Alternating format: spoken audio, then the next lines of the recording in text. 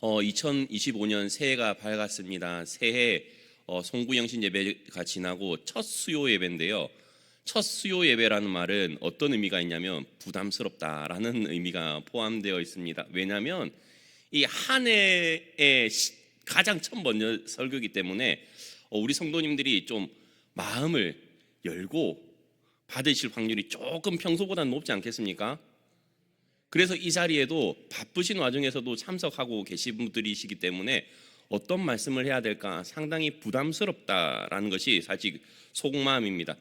그럼에도 불구하고 이 본문을 정한 이유는 1절 위에 혹시 좋은 성경을 가지고 계시면 뭐라고 적어져 있냐면 산돌과 하나님의 백성이라고 되어 있기 때문에 산돌이신 예수님, 그리고 그 산돌이신 예수님을 닮아서 우리도 산돌이어야 되고 하나님의 백성이 어떻게 살아야 될까, 올 한 해 우리는 어떻게 살아가야 되는가라는 제목으로 사실 말씀을 전하고자 합니다. 그래서 제목이 뭐냐면 2025년 우리는 어떻게 살아야 하는가라는 제목이 되고 있다는 것입니다. 첫 번째는 뭐냐면 우리는 말씀을 사모해야 합니다라는 것이죠. 1절과 2절에서 그러므로 모든 악독과 모든 기만과 외식과 시기와 모든 비방하는 말을 버리고 갓난 아기들 같이 순전하고 신령한 젖을 사모하라. 이는 그로 말미암아 너희로 구원에 이르도록 자라게 하려 함이라라고 하면서 안 좋은 것들을 다 어떻게 하라고요? 버리고 신령한 젖을 사모하라라고 말씀을 하고 있다는 것이죠. 신령한 젖, 그리고 순전하고 신령한 젖이 무엇일까요? 주님의 말씀이겠죠. 그렇지 않나요? 그런데 그것을 얻기 위해서 사모하기 이전에 버려야 될 것들이 참 많습니다. 악독, 기만, 외식, 시기, 비방 이런 것들이 있는데요. 악독이라는 것은 사전을 살펴보면 마음이 흉악하고 독한 것을 말을 한다고 하죠. 그런데 이 악독이라는 것은 극단적으로 남을 해하고자 하는 마음이 있을 때 드러나는 것이죠. 기만이라는 것은 뭐라고 표현되고 있냐면 남을 속여 넘김, 이건 뭐죠? 사기를 말합니다. 예를 들자면 지난번에도 한번 말을 했다시피 우리나라 사람은 그렇지가 않은데 어떤 특정 나라에 사는 사람들은 남을 속이고 사기치는 것을 이게 잘못됐다라고 생각을 하지 않고 어떻게 생각을 한다고 말을 했었는지 기억나십니까? 내가 저 사람보다 똑똑해 라고 생각을 하는 경우가 있다는 것이죠. 그런데 그것이 기만 그리고 사기에 해당되는 것이죠. 그리고 외식은 뭐죠? 겉만 보기 좋게 꾸며 드러내는 것입니다. 이것은 외식이라는 것은 우리가 치장하는 것만 드러낼 수도 있긴 하지만 때로는 우리가 삶 가운데 아니면 연극을 표현하는 단어 가운데 가면을 쓴 인격이라는 거 혹시 들어보셨나요? 전문 용어로 페르소나라고 하는데요. 이건 이런 것과 똑같습니다. 제가 교회에서 보여주는 이미지, 나름 거룩한 이미지. 그러나 집에 가면 어떤 이미지죠? 표독스러운 아빠가 될 수도 있고요. 다정다감하지 않은 남편이 될 수도 있는 것이겠죠? 그죠? 아멘 안 해주셔서 감사합니다. 그런 것처럼 사람은 각자 위치마다 상황마다 다른 외식하는 모습을 사실 어느 정도는 가지고 있습니다. 그리고 또 시기는 어떤 걸까요? 누군가에 대한 열등감이 증오로 바뀌는 것이 시기입니다.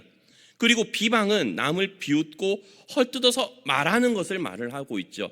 그런데 이런 것들을 하나님께서는 베드로를 통해서 우리에게 주시는데, 그리고 그때 당시 성도님들에게 주시는데 어떻게 하라고요? 버리라고 합니다.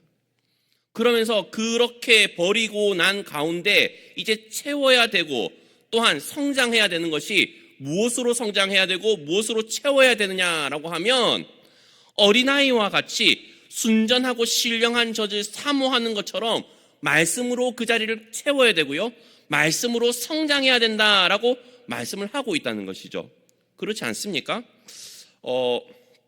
제가 다들 알다시피 3남매의 아빠입니다. 3남매의 아빠인데요. 첫째, 둘째, 셋째가 다 틀립니다. 첫째는 어쨌냐면요. 얘가 모유 수유를 잘 못했거든요. 모유 수유를 못했다면 뭘 먹었단 말이죠? 분유를 먹었다는 말입니다. 왜냐하면 쪽쪽쪽쪽 잘 못 빨았어요. 그에 반해서 둘째는 어땠을까요?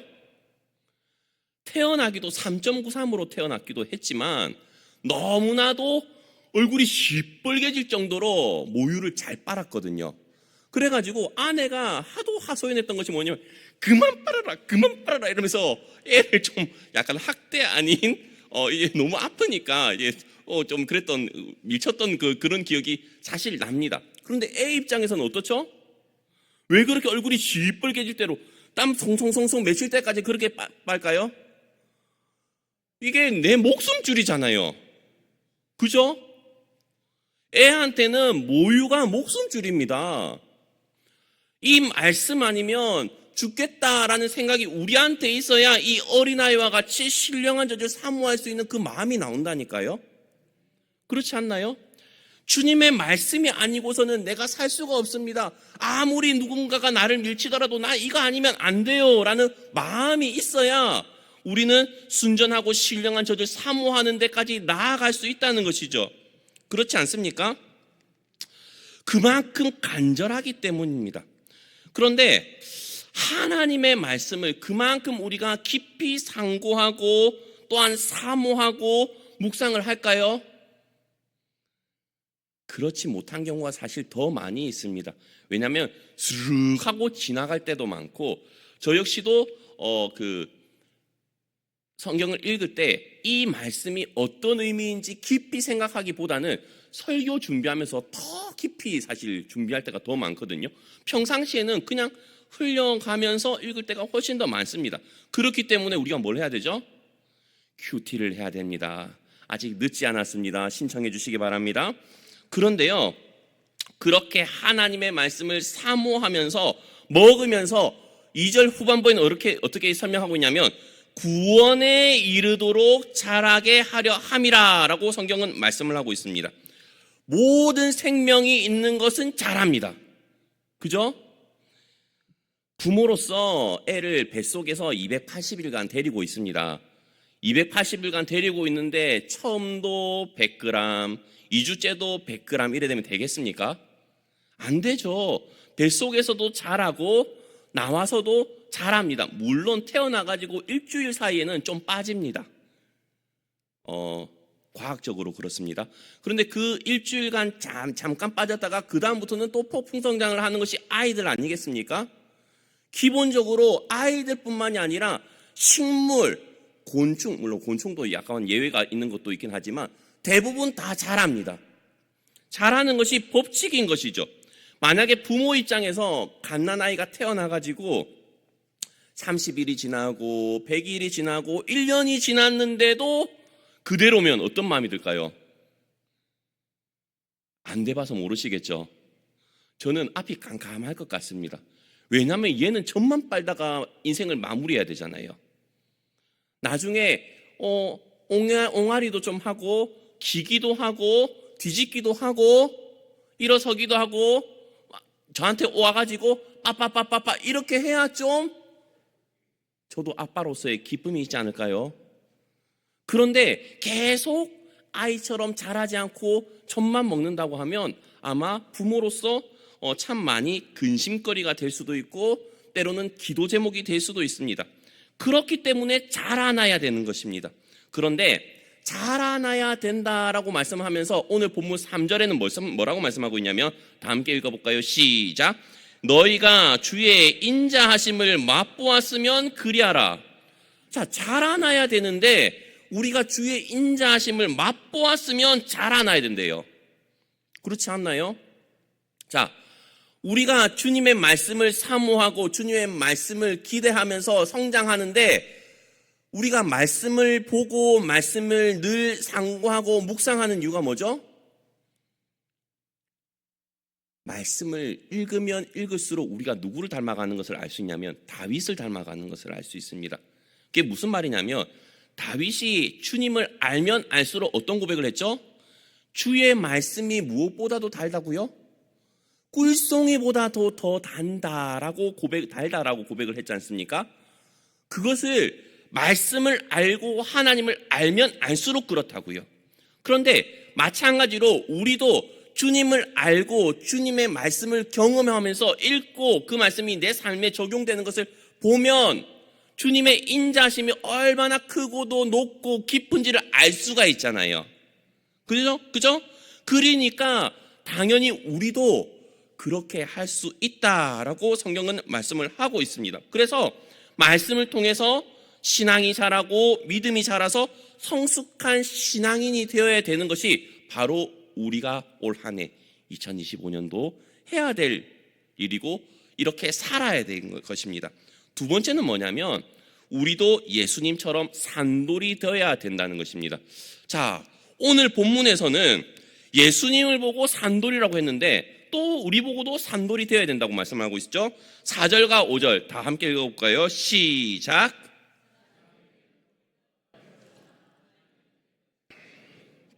산돌이신 예수께 나아가 너희도 산돌같이 신령한 집으로 세워지고 예수 그리스도로 말미암아 하나님이 기쁘게 받으실 신령한 제사를 드릴 거룩한 제사장이 될지니라. 아멘.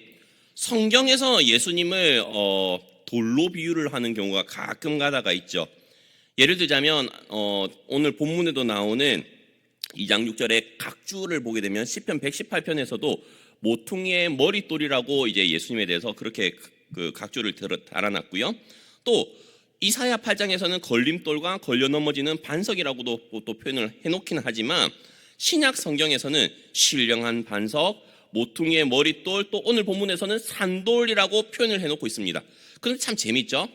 왜냐하면 예수님께서 시몬 보고 뭐라고 말씀하셨죠? 너는 베드로라. 베드로가 무슨 뜻이죠? 반석이란 뜻이거든요. 예수님이 먼저 베드로 보고 너가 반석이야. 네 위에 내 교회를 세울 것이야 라고 말씀을 하셨잖아요. 그죠? 그 십자가에 달리기 전에. 그런데 이번에는 정반대로 베드로인 반석인 베드로가 예수님을 보고 뭐라고요? 산돌이래요. 여기서 산돌이란 말은 리빙스톤, 진짜 살아있는 돌이란 그런 의미거든요. 자, 보십시오. 돌이 죽을 수 있습니까? 맞잖아요. 약간 그런 느낌이라고 보시면 됩니다. 소금이 맛을 잃을 수 있습니까? 그런 의미예요. 그죠? 돌이 살아있는 돌이 있고 죽은 돌이 있대요. 그러니까 오늘 본문에서는 산돌이라고 하잖아요. 그런데 그런 의미로 살펴보시면 될 것 같아요. 산돌과 죽은 돌의 차이는 뭐냐면 길가에 가다가 치이는 돌은 어떤 돌일까요? 죽은 돌이에요. 아무런 영향력을 발하지 못하는 돌이에요. 능력이 없어요. 그런데 산돌은 어떤 돌일까요? 그 돌로 인해서 무언가가 세워지고 역할을 감당하는 돌은 산돌이에요. 그죠? 그것을 의미한다고 보시면 됩니다. 자, 그런데 사람에게는 버림받았으나 하나님께는 택하심을 입은 보배로운 산돌이신 예수께 나아가라고 4절에서는 말씀을 하고 있다는 것이죠. 자, 사람들에게는 버림받았어요. 왜냐하면 사람들은 처음에 예수님이 오셨을 때 누군지 몰랐죠. 메시아인 것 같았는데 빌라도 앞에 서가지고 하는 것 보니까 아이고 이 사람 믿어갖고 될 거 아니거든요. 그러니까 누구를 대신 살려달라고 했죠? 바나바를 살려주고 예수를 십자가에 못 박으라고 했습니다. 그런데 그렇게 죽어가야 되는 그런 모습이 버림받은 것 같고 죽은 돌과 같아 보이지만 정작 예수님은 그 죽으심으로 말미암아 많은 사람들을 살리시는 부활의 첫 열매가 되시고 구원의 능력이 되시는 예수님이 되신 것 아니겠습니까? 그러니까 그 예수님께 나아가라라고 성경을 말씀을 하고 있고 또 5절에서는 뭐라고 말씀하고 있냐면 제가 읽겠습니다. 너희도 산돌같이 신령한 집으로 세워지고 예수 그리스도로 말미암아 하나님이 기쁘게 받으실 신령한 제사를 드릴 거룩한 제사장이 될지니라. 자, 아까도 말했다시피 우리 보고도 산돌같이 신령한 집으로 세워져야 된대요. 우리가 무엇인데 산돌같이 될 수 있습니까?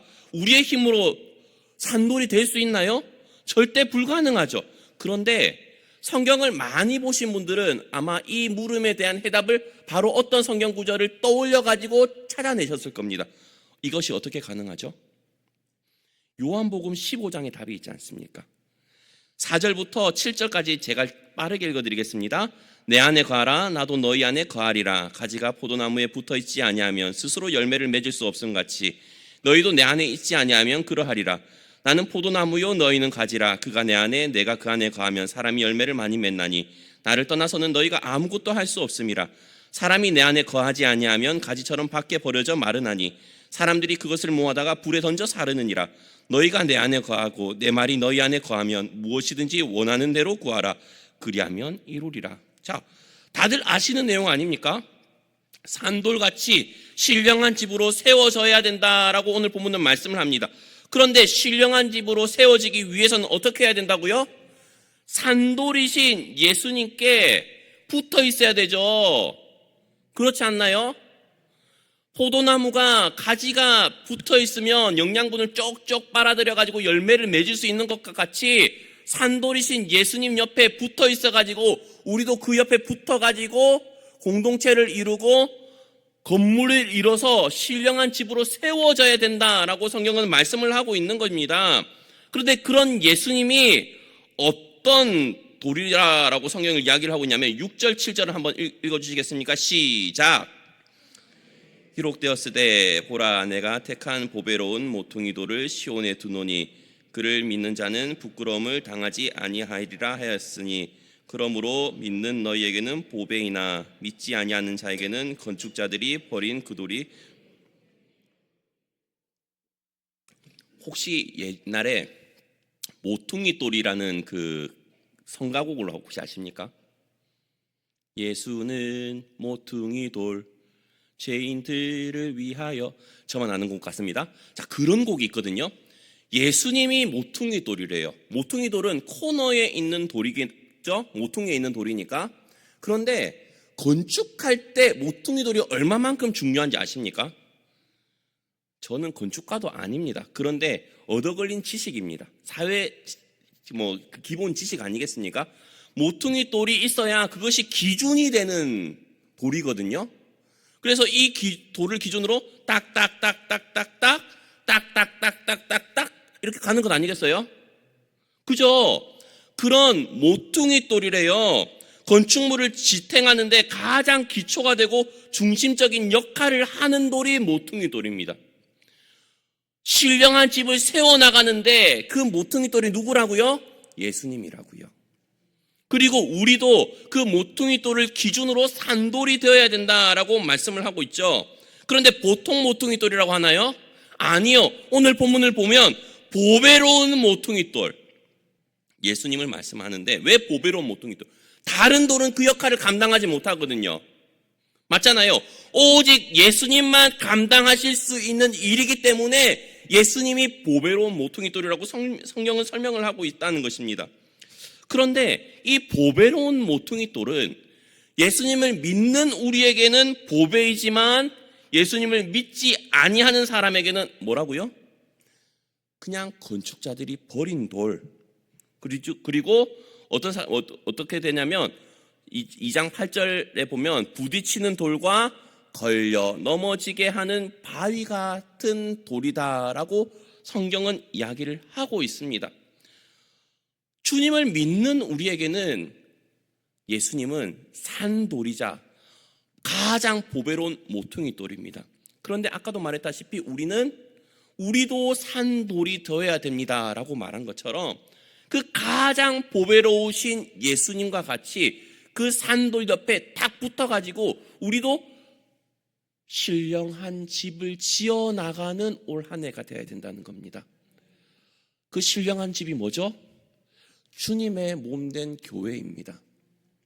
그런데 그렇게 하기 위해서는 아까 위에 맨 처음에 뭐였죠? 시기와 악독과 그런 것들을 다 버려야 되는 것이 먼저 선행되어야 되겠죠. 예수님은 사람들의 배척과 불순종으로 인해서 버림받으셨습니다. 그런데 하나님께서는 그 예수님을 높이셔서 영원한 생명을 주는 영원한 부활의 산 소망이 되시게 만들어 주시지 않으셨습니까? 그리고 우리는 그런 예수님께 딱 붙어 있는 올 한 해가 되셨으면 좋겠습니다. 그런데 보십시오. 그리고 나서 우리에게 뭐라고 말씀을 하고 있냐면 그 5절 뒷부분에 보면 하나님이 기쁘게 받으실 만한 신령한 제사를 드릴 거룩한 뭐가 되라고 이야기를 하고 있냐면 제사장이 될지니라 라고 성경은 말씀을 하고 있습니다. 자, 참 재미있죠? 신령한 제사를 드릴 거룩한 제사장. 이 부분은 제가 참 많이 말을 했습니다. 하나님께서 맨 처음 이스라엘 민족을 택한 이유도 제사장 같은 나라가 되게 하기 위해서 택하셨었습니다. 그죠? 내가 거룩하니 너희도 거룩하라 라고 말씀하시면서 하나님께서 모세와 함께 이스라엘 백성들이 출애굽할 때부터 신신당부하셨던 거였거든요. 그런데 이 유대인들이 그대로 살지 못합니다. 그리고 나서 이제 베드로를 통해서 다시 한번 주시는 말씀이 우리 보고 또 초대교회 성도 보고 제사장이 될지니라 라고 말씀을 하고 있죠. 근데 제사장의 역할은 뭐죠? 하나님과 사람들 사이의 역할을 이어주는 가교의 역할을 해야 되는 것입니다. 그런데 백성들의 성결한 삶을 보존해야 되고 또한 그들의 신앙을 성장시켜야 되고 하나님과 백성 사이의 그 모든 관계를 회복시키는 그 중재의 역할을 해야 되는데 그것이 쉽겠습니까? 하나님이 택한 유대인들조차도 이 제사장이라는 것이 정말로 사명이다라고 생각을 하지 않고 뭘로 생각을 했을까요? 특권 계급이라고 생각을 했습니다. 특권이라고 생각을 하는 것이죠. 우리도 간혹 가다가 어떤 몰상식한 기독교인들 같은 경우는 그런 경우 있습니다. 내가 기독교인이기 때문에 난 구원을 받았기 때문에 라고 하면서 너무 특권의식에 쩔어 계신 분들도 사실 간혹 가다가 보이기도 합니다. 그런데 기독교인은요 특권에 사로잡히는 분이 아니라요 예수님처럼 섬겨야 되는 자리입니다. 낮아져 가지고요 오히려 정말로 하나님과 그 사이를 잇기 위해서 정말로 많이 섬겨야 되고요 베풀고요 정말로 아낌없이 나누어주는 나무와 같은 삶을 살아야 되는 것이 사실 기독교인의 역할이죠. 그런데 그렇게 살지 못하는 경우가 많지 않습니까? 하나님 앞에 우리는 제사장으로서 그 역할을 잘 감당해야 됩니다. 화평의 도구 그렇게 사용되어야 되는 것이죠. 자, 그리고 세 번째는 뭐냐면 우리는 사명대로 살아야 된다는 것입니다. 또 부담스럽죠. 사명이라는 글자만 나오면 그냥 알레르기처럼 우리는 마음속에서 숨이 턱 막힐 때가 있습니다. 저도 목사기 때문에 사명이란 말만 들으면 턱 막힐 때가 있습니다. 왜냐하면 목사하지 말고 선교사라고 가라고 하면 어떻게 하나 이런 부담감부터 들 때가 있기 때문에 사명이라는 그 글자가 주는 무게감은 사실 엄청 높습니다. 부담감이요. 그런데 자 유대인에게 있어서 하나님께서 주신 사명 그리고 또 이 말씀을 들었던 이들은 이방인들이고 우리 역시도 유대인이 아니기 때문에 기본적으로는 이방인입니다. 그런데 하나님께서는 우리를 예수님을 믿는 모든 사람들로 하여금 오늘의 말씀을 주시지 않습니까? 너희는 뭐라고요? 택하신 족속이요 그죠? 왕같은 제사장들이요 거룩한 나라요 그의 소유가 된 백성이라라고 말씀을 하면서 그 이유에 대해서도 설명을 하죠. 9절에 이는 너희를 어두운 데서 불러내어 그의 기이한 빛에 들어가게 하신 이의 아름다운 덕을 선포하게 하려 하심이라. 많은 직분을 주신 이유가 있대요. 직분 참 많지 않습니까? 택하신 족속이죠. 왕같은 제사장들이죠. 거룩한 나라라고 했죠. 그의 소유가 된 백성이라고 했죠. 4가지 사명을 주셨는데 이 사명을 주신 이유가 정말로 예수님의 그 아름다운 덕을 선포하게 하래요. 하나님의 덕을. 우리가 정말로 복음을 증거하는 그 사명이 이 4가지 모든 택하신 족속, 왕같은 제사장들, 거룩한 나라, 그의 소유가 된 백성에 다 들어가 있다는 것입니다. 자, 그런데 생각을 한번 해보겠습니다. 자, 부담스럽나요? 안 부담스럽나요? 택하신 족속이라고 생각하면 그냥 감사한 마음이 들어요. 죽을 수밖에 없는 우리를 택하여 주셨구나 라고 하면서 감사하는 마음이 드는데 그 다음은 조금 부담스러워요. 왕같은 제사장이라고 하니까 왕은 뭐 누리면 될 것 같아요. 그죠? 권세 누리면 될 것 같고 그런데 왕같은 제사장들이래요. 그러면 이게 누리는 것도 아니고 안 누리는 것도 아니고 뭔가 미묘한 마음이 들어요. 근데 아까도 말했다시피 왕 같은 제사장들 역시도 정말로 주님을 온전히 신뢰하면서 나아가는 그 믿음으로 살아갈 때 모든 것을 주님 안에서 누리는 것뿐만이 아니라 정말로 섬김의 자리거든요. 왕이 누리는 자리인 것 같지만 실질적으로 모든 백성을 섬겨야 되는 자리잖아요. 좋게 말하면요, 우리가 대통령을 왜 뽑아놨습니까? 열일하라고 뽑아놓는 것 아니겠어요?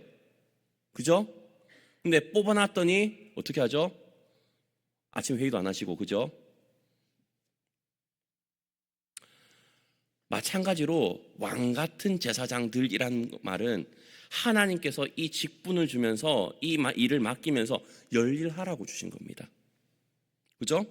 그리고 거룩한 나라라는 것은 정말로 하나님이 거룩하기 때문에 우리 역시도 거룩하게 살기를 간절히 바라시는 겁니다. 세상 사람들은 우리를 보면서 하나님 나라를 봅니다. 그죠? 천국을 우리를 보면서 봐요. 우리가 이 땅에 살면서 정말로 저 천국에 대한 소망을 가지고 살면, 누구를 보니까 진짜 하나님이 살아계신 것 같아, 진짜 천국에 있는 것 같아 라고 느낄 수 있죠. 특히 안 믿으신 분들도 진짜 천국에 대한 소망을 가끔 가다 가지시는 경우가 있는데, 어떤 경우가 있냐면 병원에서 암 환자 병동들 같은 경우에서 특히나 믿으시다가 암에 걸리셔가지고 죽을 위기 가운데 계신데 그 상황 가운데서도 하나님을 찬송하고 말씀을 읽으면서 주님께 기도하는 모습을 보면 다른 안 믿는 암 환자들 같은 경우는 고개를 절레절레 흔들면서 진짜 하나님이 살아계신가 보다라고 인정을 한다는 거예요. 그렇지 않을까요? 호스피스 병동에서 섬기시는 분들은 그런 간증들을 상당히 많이 보시거든요. 그런데 그것이 우리가 이 땅에서 살면서 드러낼 수 있는 거룩한 나라라는 거예요. 우리는 거룩한 나라로 살고 있습니까? 그의 소유가 된 백성이라고 합니다. 우리는 하나님이 인치신 하나님의 소유가 된 백성이에요. 그런데 우리는 누구의 소유가 된 백성처럼 살면 안 될까요? 사탄의 종노릇을 하면 안 되겠죠.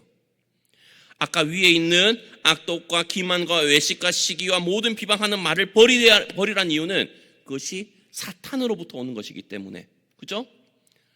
그 모든 것들을 버리고 하나님의 소유가 된 백성처럼 살라는 것입니다.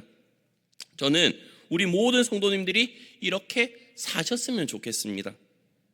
자, 오늘 이렇게 베드로전서 2장 1절부터 10절까지 말씀을 한번 살펴보았습니다. 한번 정리를 해볼까요? 자, 첫 번째는 우리는 하나님의 말씀을 사모해야 된다는 건데요. 사모해야 되는 이유가 무엇이죠? 잘하기 위해서예요. 그죠? 순전하고 신령한 젖을 사모하는 이유는 구원에 이르도록 잘하게 하려 함이라. 그리고 자라나는 이유는 우리는 주님의 인자심을 맛보았기 때문에 당연히 그러해야 되고, 자라나는 것은 당연한 것이다라는 것이죠. 그만큼 우리는 말씀을 사모해야 되고 또한 하나님께 기도해야 되는 것이 우리 모든 성도님들이 올 한 해 해야 될 것이라는 것이죠. 그리고 두 번째는 아까 뭐라고 했죠? 예수님처럼 산돌이 돼야 된다는 거예요. 그런데 산돌은 그냥 됩니까? 아니죠. 보배로운 산돌이신 예수님께 딱 붙어서 함께 신령한 집을 지어져 갈 때 그것이 우리가 산돌이 됩니다. 예수님께 접붙여져 있지 않고 예수님께 붙어 있다가 누가 돌로 팍 찼을 때 걷어 떨어져 나가면 우리는 산돌일까요? 죽은 돌일까요? 죽은 돌이죠. 붙어 있지 않으면 우리는 죽은 돌이 될 수밖에 없습니다.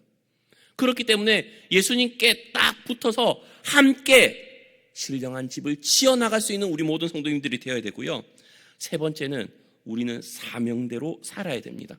아까도 말했지만 네 가지죠. 택하신 족속, 왕같은 제사장들, 거룩한 나라, 그의 소유가 된 백성. 근데 이것은 무엇 때문이라고요? 어두운 데서, 우리를 어두운 데서 불러내어 그의 기이한 빛에 들어가게 하신 이의 아름다운 덕을 선포하게 하려 하심이라. 이것까지 하나님께서는 우리에게 사명으로 주셨습니다. 올 한 해 말씀과 기도하기를 힘쓰시고 또한 정말로 전도에 애를 쓰시는, 주님께서 우리에게 맡겨주신 사명을 잘 감당하실 수 있는 우리 옥포제일교회 성도님들 되시기 바랍니다.